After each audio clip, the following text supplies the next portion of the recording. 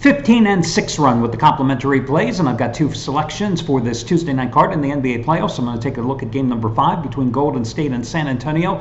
I don't think it's as easy as most people probably feel.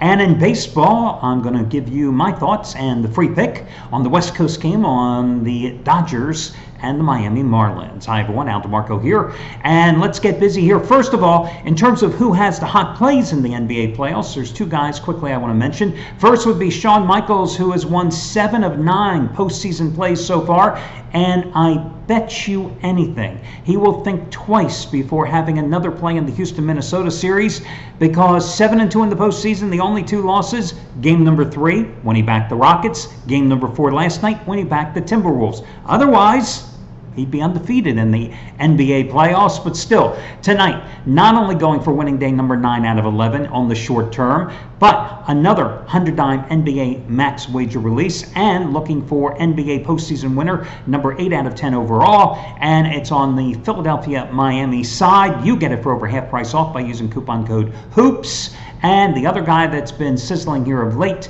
would be handicapper Jack Brayman, who has made $10 bettors over the past 48 days, a little over $16,600. Tonight, top-rated $100 winner, number 16 out of 21 on the Golden State San Antonio side, matching last night's $100 winner on the Utah Jazz. Yeah, Thunder once again failing to show up, just as they consistently did in this inconsistent season. And it matches his $100 winner on the 76ers on Saturday as well. You get it for over half price off by using coupon code JACK. So let's talk about game number 5 tonight between Golden State and San Antonio. Listen, here on the well, no, actually, I had a $15 best bet on Golden State in game number 4 because I thought it was an ideal situation for them to close out the series, because the New Orleans Pelicans, the day prior, closed out Portland in 4 games. They're just laying there low in New Orleans, watching the series unfold, resting, preparing. And the way they are playing, I'm the Warriors. I'm concerned about 2 things. I want to get this series over, which I didn't in game number 4, and I've got to get Steph Curry healthy, because we've seen this Warriors team, they are good, but they are not great without Steph Curry.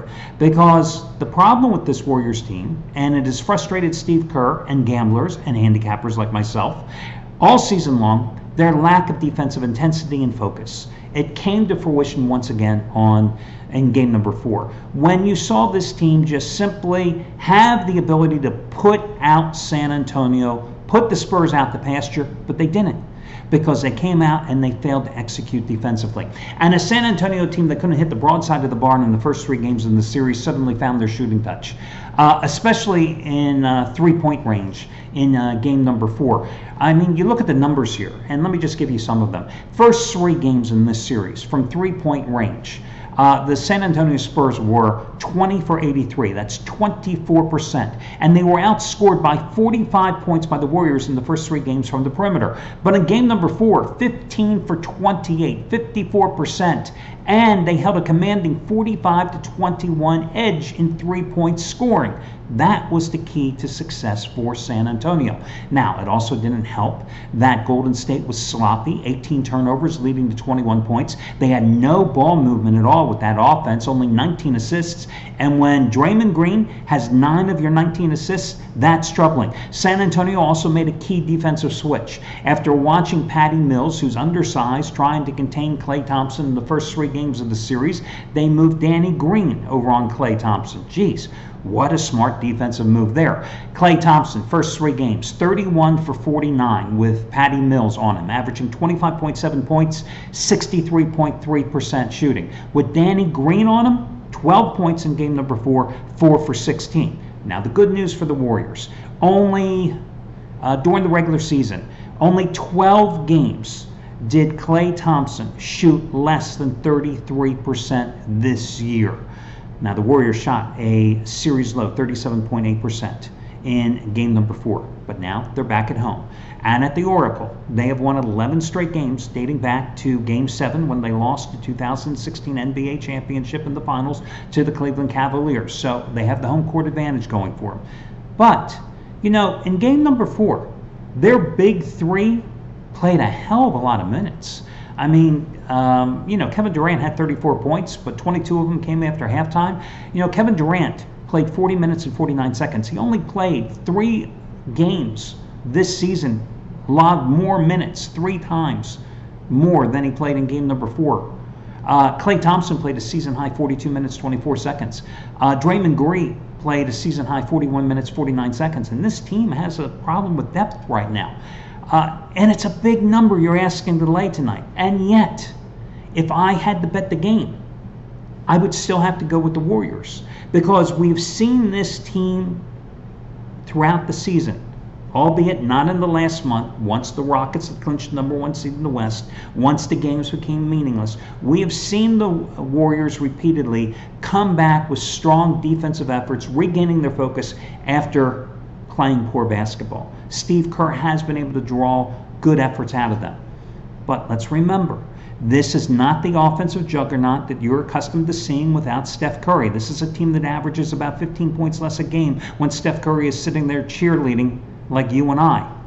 Different team you're going to see here from the Warriors tonight. So I'm willing to go with Golden State laying the points.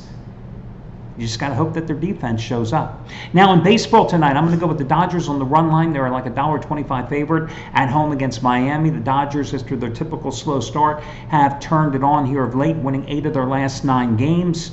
Meanwhile, you got a Miami team that's 5-17 on the road. Miami team that is 5-17 overall, 2-8 on the road. They've lost 8 of their last 9 games overall. And their pitcher that's going tonight, Dylan. And by the way, the Dodgers have won 7 of their last 9. I think I said 8 of their last 9. Dylan Peters, the pitcher for Miami tonight, 25-year-old left-hander. He's made 2 starts on the road this season, at Milwaukee and at Philadelphia. Now, at Milwaukee, at Miller Park, he gave up 4 runs and walked 5 in 4.2 innings. Not great. But that was a spectacular start considering his first road outing this season at Philadelphia, where he gave up 9 runs and walked 3 in 2.2 innings. So those are his only 2 starts this year. Last year as a rookie, he made 3 starts on the road. His earned run average in those 3 starts, 9.88. And in those 3 road starts, he pitched a total of 13.2 innings. He gave up 21 hits, and he walked 10 batters. So, although the Dodgers aren't exactly crushing the ball, I'm willing to lay the $1.25 with them on the run line. And truth be told, I think the Dodgers are a slightly better pick than the Warriors among the 2 free selections. That'll do it. Wish you well. Talk to you.